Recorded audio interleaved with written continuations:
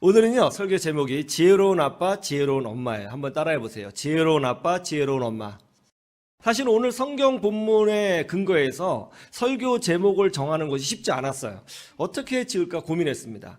지혜로운 남편, 지혜로운 아내 이렇게 할까? 아니면 지혜로운 부모 이렇게 할까? 어떻게 하는 것이 좋을까? 지혜로운 사람들, 기도로 승리한 사람들 막 고민을 많이 했는데요. 이 연말이니까 좀 가정이 중요하잖아요. 연말 연시는 가정을 좀 생각해서 어린아이의 시선으로 설교 제목을 정해보자 해서 지혜로운 아빠, 지혜로운 엄마로 이렇게 설교 제목을 정했습니다. 이 코로나 때문에 정말 많은 일들이 변화되고 있고요. 또 많은 일들이 생기고 있습니다. 무엇보다도 우리 자녀들 교육에 큰 공백이 생겼죠. 우리 자녀들이 제일 큰 피해자인 것 같아요. 대학교 들어간 아이는 캠퍼스를 제대로 밟지도 못하고 졸업해야 하는 그런 기가 막힌 일이 벌어지고 있습니다. 많은 산업이 경직되어 있고요. 많은 분들이 영적으로 고통을 호소하고 있습니다. 그런데 이때에 이 어려운 때에 오히려 성공적인 삶을 사는 사람도 있습니다. 제가 TV를 봤더니 이 코로나 시대에 귀농을 해서 아주 행복하게 귀농 생활을 하고 계신 분이 계시더라고요. 이분이 귀농해서 순수 자연 농법으로 닭을 키우기 시작한 거예요. 양계를 하는데요.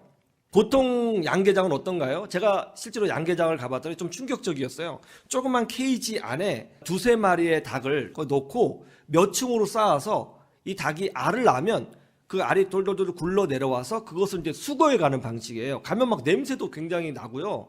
또 닭이 너무나 불쌍해 보였습니다. 제가 그 모습 보고 좀 충격을 받았어요. 아, 이렇게 달걀을 생산하는구나. 정말 놀랬거든요. 그런데 이제 이 자연 농법은 어떻게 하냐면 이 닭이 원래 자연적으로 사는 모습 있죠. 그렇게 풀어놓는 거예요. 넓은 공간에 닭을 풀어놓고 이제 키우는 겁니다. 이렇게 키우면 냄새도 하나도 나지 않고요. 닭이 아주 건강하다고 해요. 옛날에 그 시골에 가면 그 마당에 닭을 막 키워놓잖아요. 막 자유롭게 왔다 갔다 하죠. 그죠? 그렇게 이제 닭을 키우는 거예요. 그래서 이제 달걀을 생산해서 파는데 이 달걀이 굉장히 고가로 여겨진다고 합니다. 이 자연농법으로 양계를 하는데 문제가 있어요. 그 문제가 뭐냐면 이 닭이요 막 돌아다니면서 아무 데나 알을 낳는 거예요. 그러니까 알을 수거하는 게 굉장히 큰 문제예요. 알을 수거하는 게.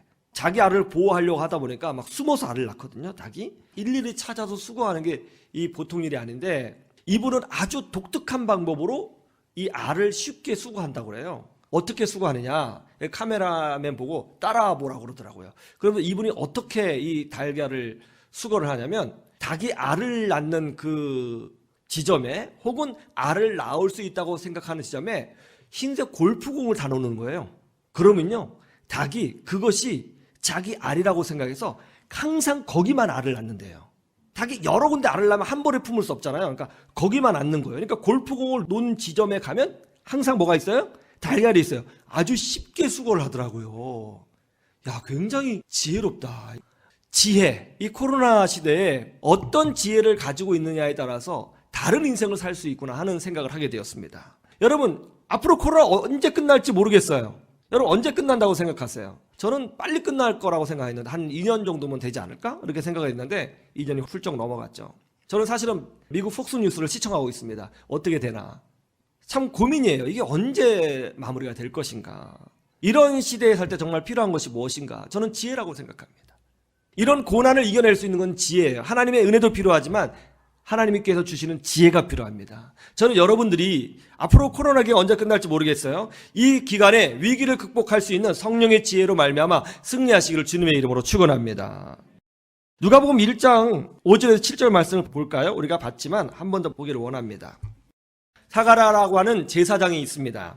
그리고 그의 아내는 엘리사벳이에요. 이 두 사람은 성경에 보면 굉장히 신앙이 좋은 사람입니다. 성경에 뭐라고 되어 있죠? 하나님 앞에 의인이고 주의 모든 계명과 규례대로 흠이 없이 행하는 사람이에요. 여러분 성경 전체에서 이런 칭송을 들은 사람이 몇 명이나 된다고 생각하세요? 엄청난 칭송을 들은 사람이죠. 아주 신앙이 좋아요. 말씀에 온전히 순종하는 사람이에요. 주일 예배를 목숨처럼 섬기는 사람입니다. 해외에 출장을 갔어요.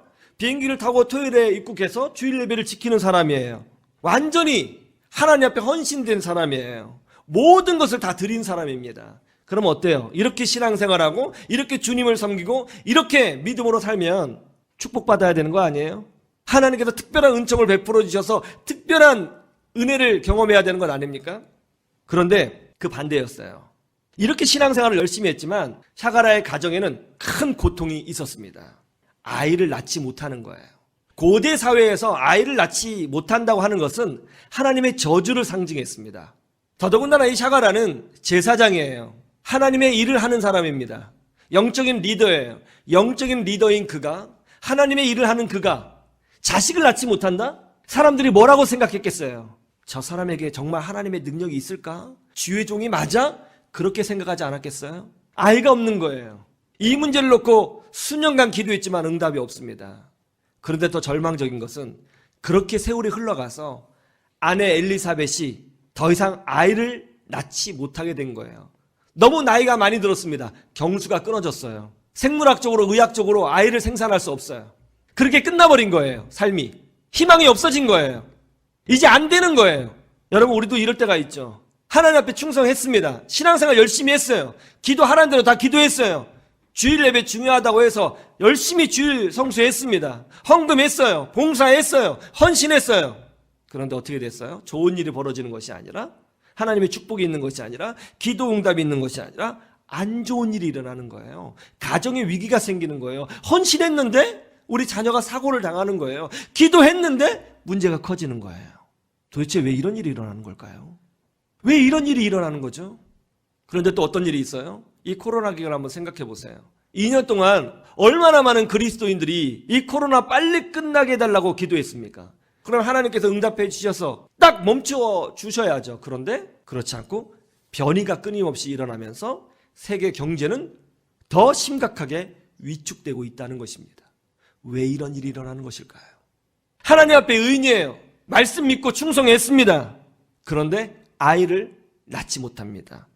그러다가 세월이 흘러서 나이가 들었고 마침내 아내인 엘리사벳의 경수가 끊어져서 의학적으로 아이를 낳을 수 없게 되었다는 거예요. 샤가라가 그 반열의 차례대로 제사장 직무를 행하게 되었습니다. 그 당시 이스라엘에는요, 제사장이 18,000명이 있었어요. 이 제사장들의 대장이 대제사장이라고 불리는 것입니다. 그래서 이스라엘은 이 18,000명의 제사장을 24개조로 나누었습니다. 이렇게 조를 나눴는데 이 조를 반열이라고 하는 거예요. 24개조가 편성되어서 1년 내내 성소에 들어가 자기 순서가 되면 하나님을 섬기게 되어 있는 것이지요.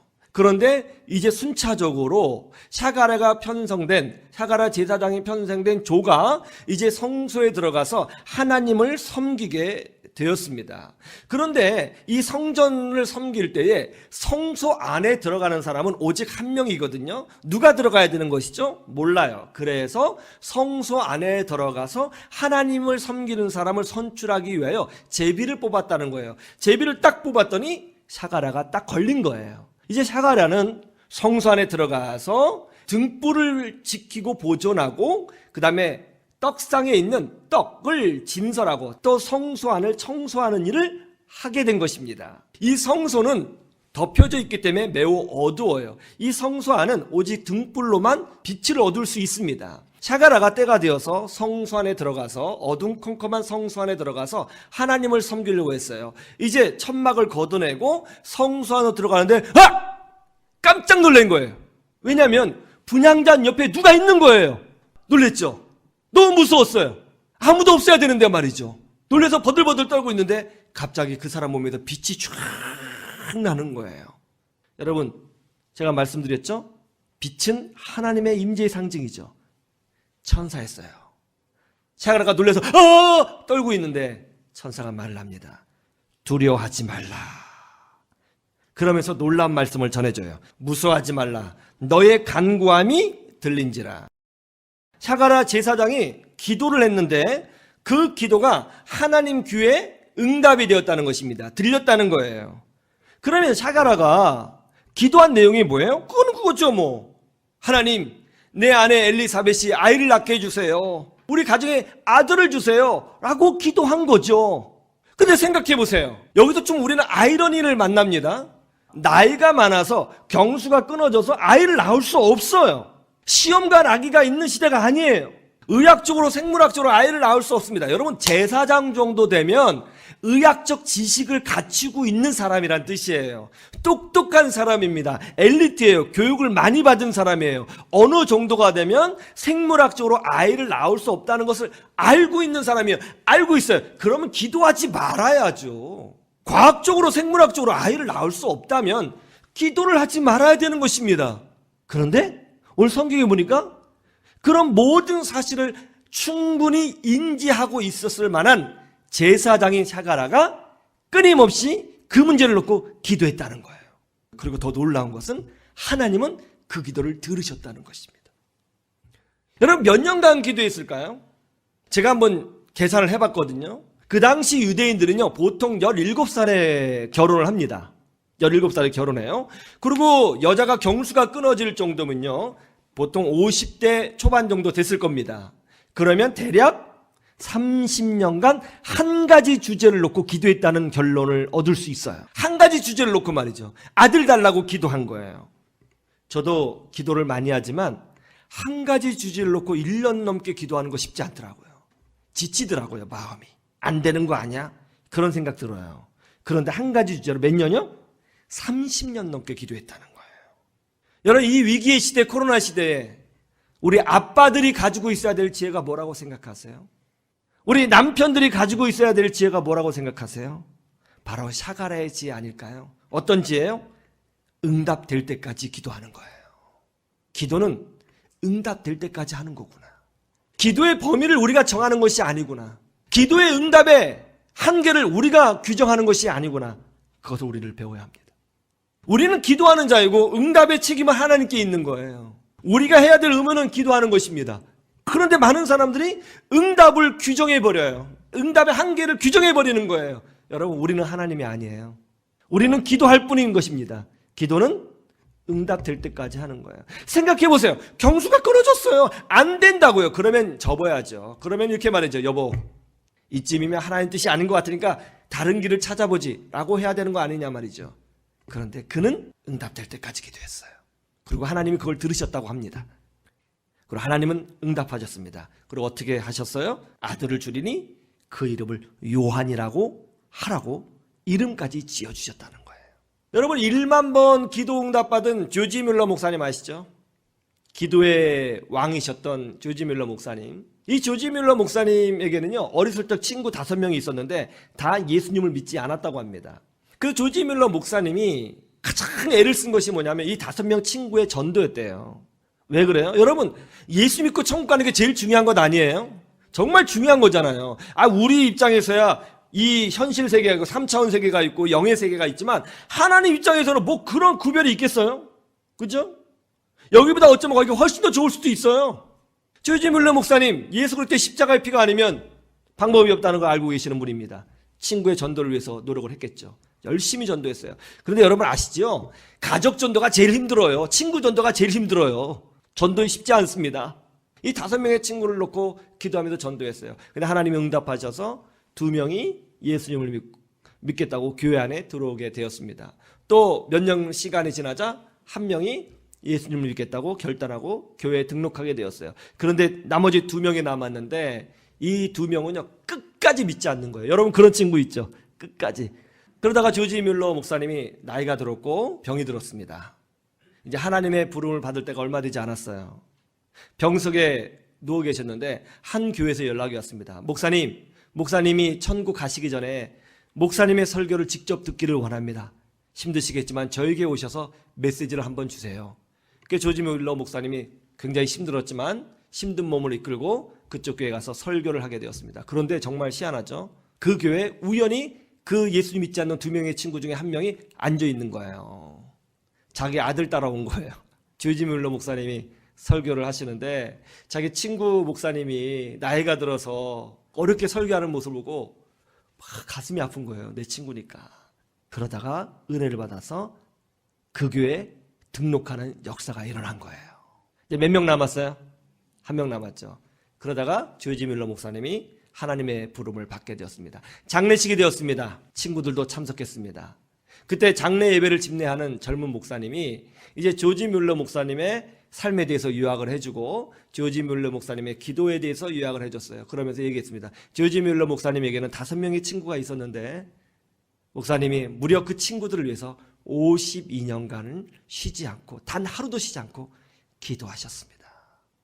그 말을 들은 그 마지막 친구가 왈칵 눈물을 쏟으면서 친구야 미안해 하면서 예수님을 영접했다고 합니다. 이 위기의 시대에 우리가 가지고 있어야 될 지혜는 뭔가요? 우리 남편들이, 남자들이, 아버지가, 아빠가 가지고 있어야 될 지혜는 뭔가요? 바로 응답받을 때까지 기도하는 것 아닐까요?